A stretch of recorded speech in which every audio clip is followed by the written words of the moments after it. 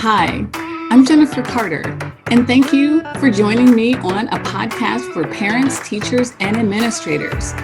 Today's conversation should be a good one, and I'm sure it's something on your mind. So let's get to it. Thank you so much for joining us today. Today we have Marini Smith.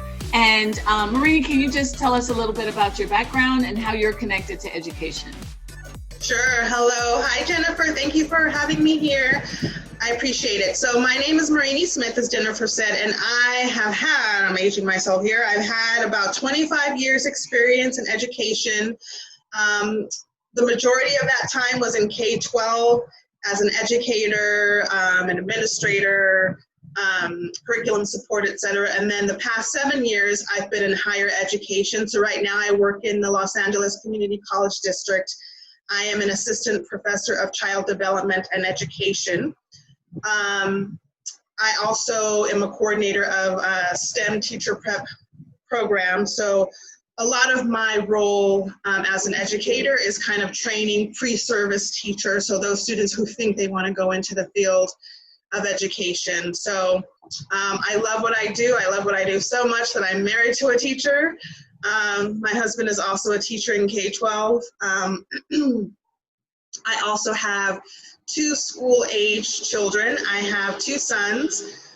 My oldest son is 8. He just started 3rd grade in LAUSD. And my 6-year-old son, he has a little bit of a different story. He is medically fragile due to an X-linked genetic mutation. So he's got some different issues that we need to address with schooling. So he goes to non-public school. So, I have kind of seen the world of education through multiple lenses as a parent to kiddos in both public and non-public school, and then also as a professor of pre-service teachers, and I teach child development and education to students who want to pursue careers in education. So you really have all of the bases covered. When we talk about this being a podcast for parents, check, teachers, check, administrators, check, K through 12, check, all the way to college. So you have like all of the bases covered. But I think today we're going to talk about something a little bit different.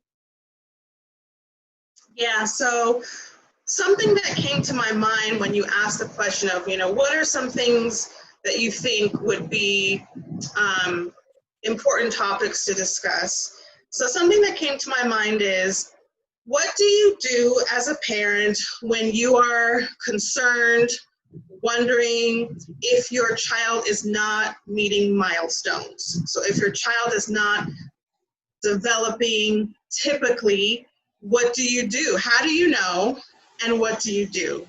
So for me, that was an important question to ask. It's something that I think sometimes is really hard to talk about it, and different philosophies are going to tell you different things. But from my personal experience as a parent, navigating the world of special needs, as well as being an educator, teaching actually the development of children literally, I think, I have certain perspectives that I wanted to share.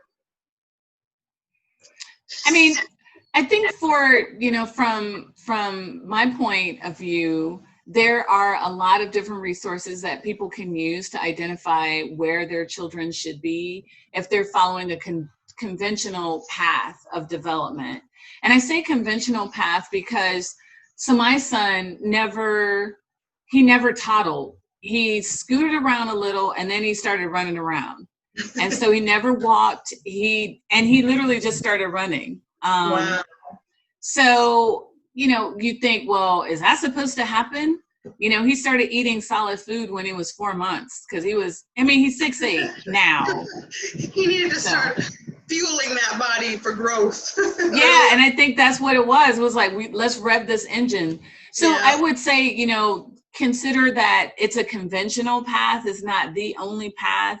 Not just why tomatoes all turn bright different at different times in your garden, because everything has its own set of things within that'll change what that looks like. But we can use the ASQs, which is the Ages and Stages questionnaire, and we can use the ASQ-SE, which is the Ages and Stages Social and Emotional questionnaire.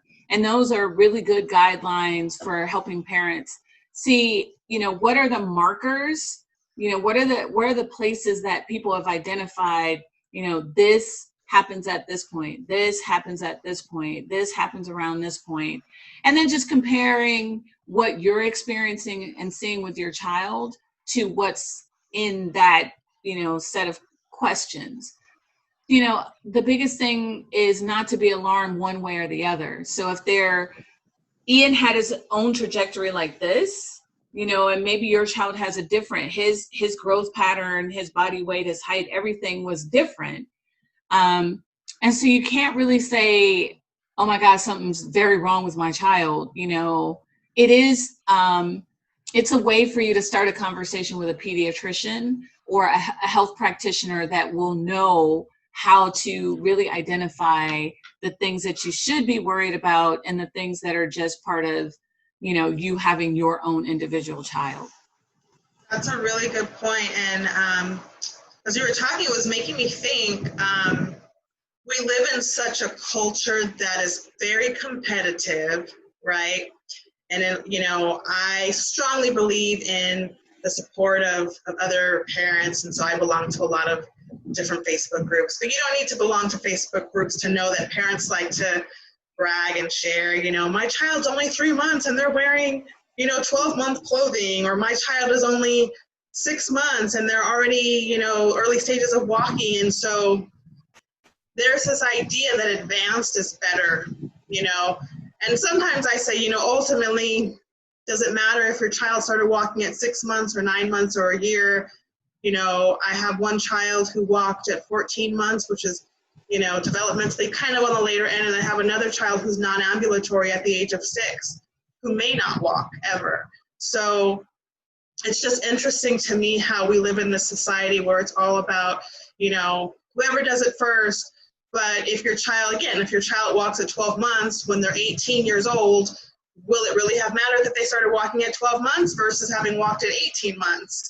So it's just interesting how we're so inundated with these messages that if your child is not doing something, not just on time, but if they're not doing it ahead of everybody. Yes, then it's like something's wrong. You feel like inferior or less than. It's like, let me start doing some calisthenics with my kid in the morning so that they can build their core strength. And it's not helpful. No. I mean, the only thing I will say, though, is when Ian started eating that early, I should have started saving for groceries. Because that was an early indicator that this kid was going to cost a lot of money down the pike. Oh, my gosh. I still think about the stories that you would tell us, because I have 2 boys, and you would say, look, eating like out of a mixing bowl of, cereal and going through like a box of cereal in 2 days or something. I'm like, yeah. Oh my gosh. So, I mean, other than that, you're totally right. It is not a competition. And what's really interesting is everyone's like, I want you to see my child and, like, look at the specialness of my child. That is part of being special, is how you grow, how you develop. That's what makes you you, and that's what makes you unique. Yeah, and the irony is that as parents, you also hear, oh, it goes so fast. Cherish every moment. It goes so fast, the days are long, but the years are short. But then you have parents like, oh, my child's already doing this, this, and this. And it's like, let's relish the childhood. Let's relish the development. And, within a range on a continuum of development, there's a wide range of what's normal. But, it's obviously the topic of this conversation is to talk about, when you're concerned that a child isn't developing appropriately. But I would say my caveat is that don't compare your child's development to the folks who are on the playground and bragging about what their child's doing. There are real legitimate, research-based ways to determine if your child is developing appropriately according to milestones. Exactly.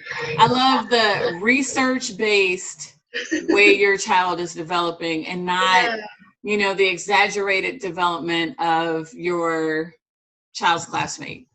Yeah, and you know something else that I discovered, not as a professor, but as a parent, that, you know, the percentiles, and that's the other thing that we tend to, you know, feel competition, and we feel like it's a badge of honor. Like, you know, and I felt like this with Noah, my first, who was born at 10.5 pounds, that he was always the highest percentile, like 98th percentile in height and weight. And it's like, if you had him in a room with 100 other kids, then there would only be 2 who weighed less than him, or there would only be 2 that were not as tall as him. And, you know, I'm guilty of that, feeling this sense of pride, you know, that he's on the higher end of that percentile scale. But then one of my younger son's neurologists, because my younger son, he was in the mid to low range of the percentile for those markers. And he pointed out that those percentiles are based on specific group of like middle America, corn-fed, Caucasian children. So that baseline is not a baseline that is representative of the diverse, you know, population that we have in this country. So we're basically comparing apples to oranges in our case, because that, you know, that description does not describe my own children. But we don't think about that when we're concerned, like, oh no, my child's only in the 20th percentile, but that's compared to a specific population of kids. Interesting. I mean, I think, you know, the bottom line on this is be rational. You know, being aware, but then you also have to just be rational when you're evaluating your child's growth.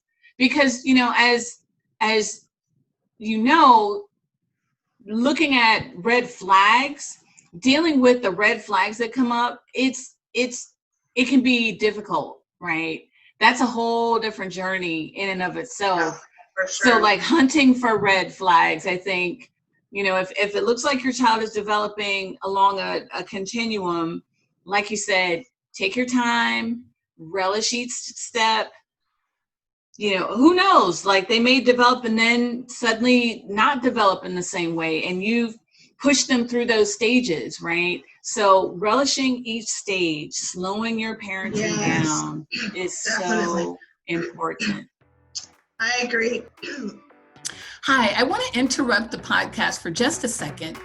I want to do a couple of things.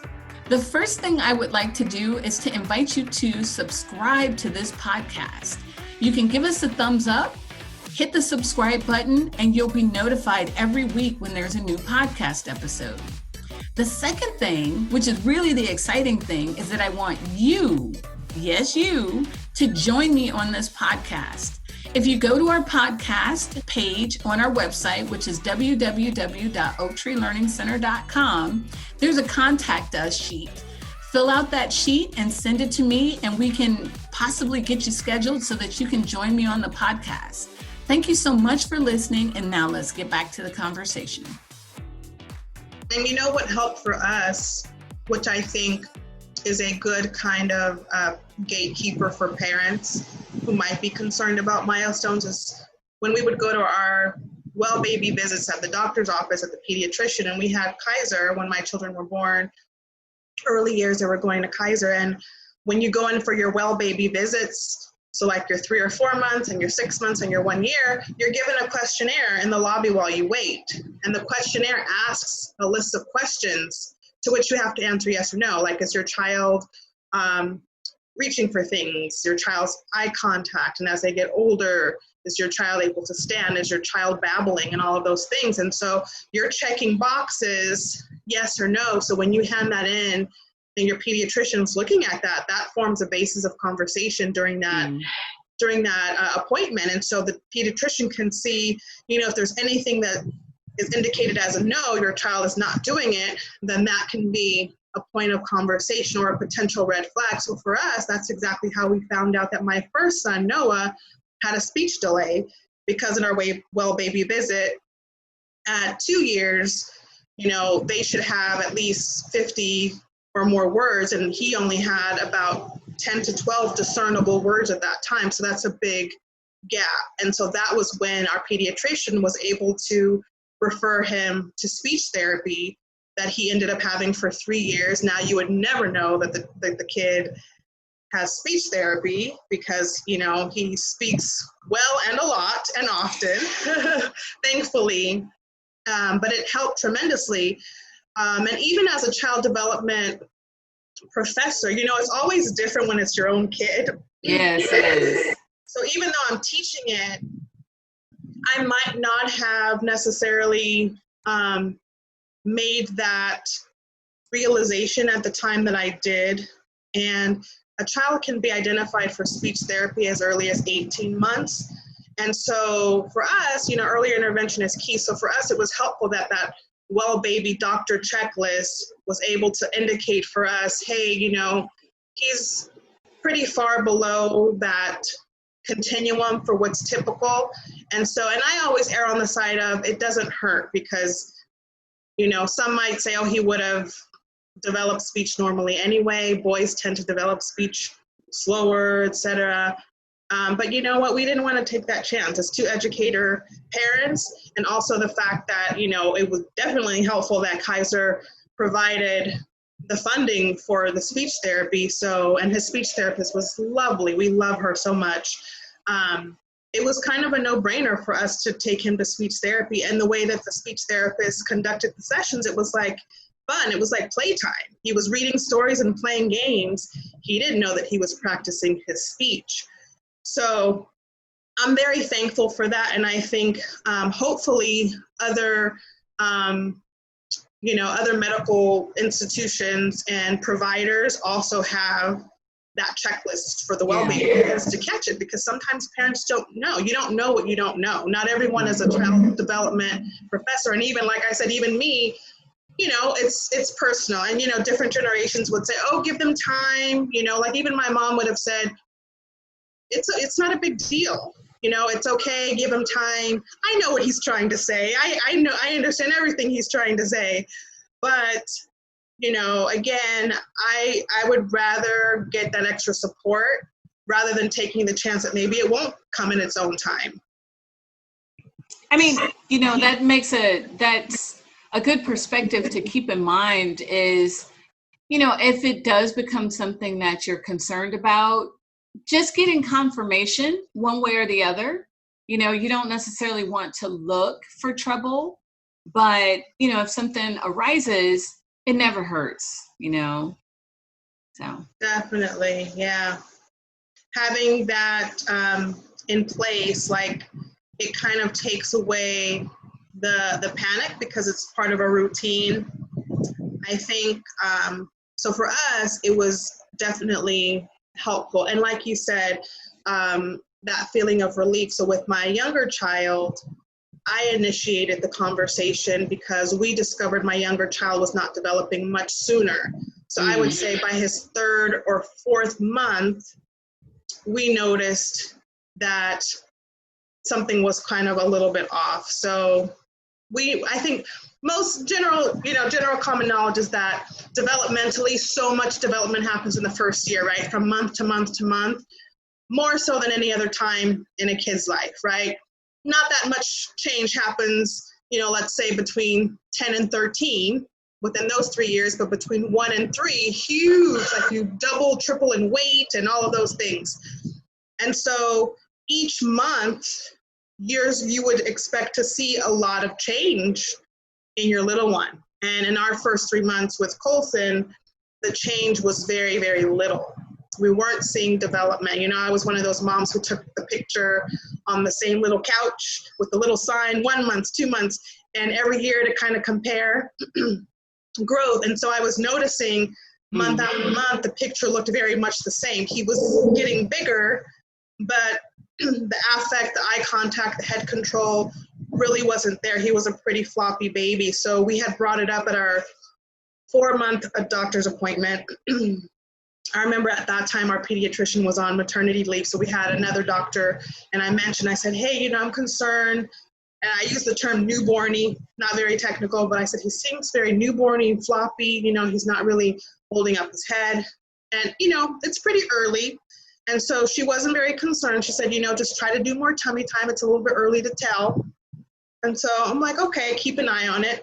By the time he had his 6-month visit, he was pretty much in the same place. And huge growth should happen between like 3 months and 6 months, right? At 6 months, kiddos are often sitting up, push up and yeah. Things are sitting up. Sometimes they're even in the early stages of crawling, or they're already crawling. And Coco wasn't. And so the pediatrician this time, this time we had another pediatrician filling in for our regular one, but this one he was the chief of staff, well sought after, and he did a few different tests with Coulson, physical tests, to look for reflexes and strength. And he right away said, yeah, something's not right. And I just burst into tears, but part of it was relief. Like, yes, somebody finally hears my concern, but then it was also, oh my gosh, somebody hears my concern. But that was when we could start being proactive. And so then he was, the pediatrician referred him to pediatric OT and PT. Well, he was assessed first, where they diagnosed him with hypotonia, which is low muscle tone. That time we didn't really know, was the hypotonia connected to another disorder? It could exist by itself. So we just started getting therapy for him early. So by 7 months, he was getting occupational and physical therapy. Yeah. That's quite a, I mean, that's like a journey for the whole family. You know, when you talk about special needs and learning differences, I think sometimes it's difficult for people who are not that close to what's happening to realize that the road from having your child to then having a diagnosis or having to address your child's development because it's clear that he may need some different kinds of supports. Well, I don't think people realize all of the things that the family has to go through, because for all of that, there is a discussion with the doctor, there's a discussion with your partner, there are relatives and friends who have opinions, and no degrees. There are strangers, you know, so there's a lot of stuff, you know, that's practical, like making appointments and going for tests, but then also that's emotional, the stress, you know, the worry, and then maybe the relief, or maybe, I mean, and I think it's fair to say, like, the grieving process, when you realize that this child is not going to have a life that I envisioned, and you kind of have to grieve this life that wasn't the life that he's gonna live. And I don't think people realize that.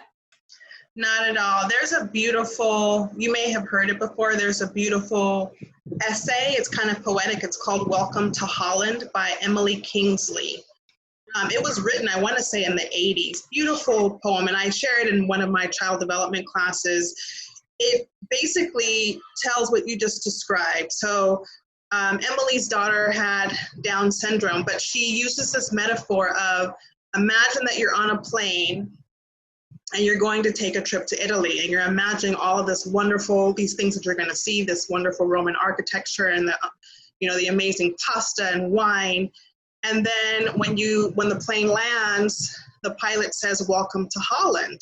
And you panic and you say, Holland? But I was not expecting Holland. I was expecting Italy, you know? And so the idea that, well, Holland, according to Emily, is not going to give you the same things that Italy has. You had all of these expectations, but then you feel guilty because you say, well, Holland has tulips and they have windmills and they have all these different things, and you don't want to not see the beauty of Holland because you were expecting to go to Italy. But you have to kind of let go of, you know, we have a change of plans. There's a detour. So we're not going to Italy anymore. We're now in Holland. And so we got to figure out how to navigate Holland now. Put on your hat, get on your mittens, and get to it, right? That's what you have to do. You know? Yeah, and so it's really, you know, to me, it really speaks to that idea, like you said, of kind of, you know, grieving and having expectations. And then it's funny because I came across, there's kind of an antithesis to Welcome to Holland. Someone wrote a blog and it's called Why I Hate Welcome to Holland. And I actually have my students compare the two. And this parent basically says that, well, all parents have expectations for their kids, and you chose to be a parent, and so you can't expect everything to be the way that you envision. But I don't like that particular one. I feel like it's kind of akin to All Lives Matter. And I say, well, unless you are a parent of a child with special needs, like I have a transgender son, he's thriving. We didn't expect for this person who was born presenting as female to transition to being male. That's something that we didn't, my husband nor I expected, right? It's not what we anticipated, but he's thriving, we're proud of him. It's not the same thing as a child, being born with this de novo mutation that neither my husband nor I carry. We had no idea this was going to happen. And my child has had 2 major surgeries. He's on oxygen. He has feeding tubes. He needs LVN care every day. It's beyond the scope of my husband's and my capacity sometimes. And to me, that's not something that a typical parent deals with. So I just really responded and related to that Welcome to Holland piece. And I think that kind of speaks to what you go through. Yeah. I mean, I think at the end of the day, you look at your child and you just love it. Absolutely. Whatever it is, you Absolutely. don't have any idea. You bring this little thing home, you don't know what it's going to turn into, but that that's the most important little thing that you have ever had in your possession in your entire life. I know. And that doesn't change, So it's amazing, isn't it? It's amazing. So awe-inspiring. It inspires awe in me every day. Sometimes it's awful inspiring. Right? Let's be real, but so I mean, we could probably sit and talk and have a whole nother conversation, but I want to be mindful of your time. I said, I'd only take a little bit of time, so I want to make sure that I'm mindful of that. So that's our conversation for today. I hope you found some information that was interesting or a perspective that you hadn't thought of. If you like what you heard, or even if you have some feedback, put a comment in our comment section. Be sure to like our page and make sure that you subscribe so that you can hear when the next video comes out. Thanks so much again for joining us.